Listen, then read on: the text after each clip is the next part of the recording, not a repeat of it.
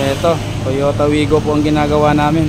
So ito yung status niya regarding sa aircon. So ito yung problema niya. So aayusin ko to. Aircon sir. Ito yung status niya. Ayan, nag-high pressure po. So Wigo po ito 2000. Anong model ko sir? Anong model kasi?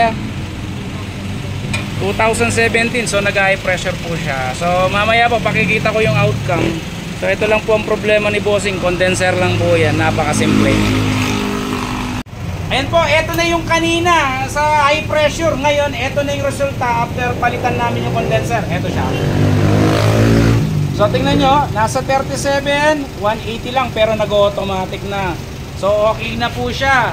So yung condenser niya, wala na, tinabi na ni bossing.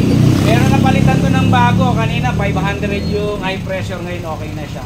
So makakauwi na ng naka-aircon si bossing. Salamat sa panonood.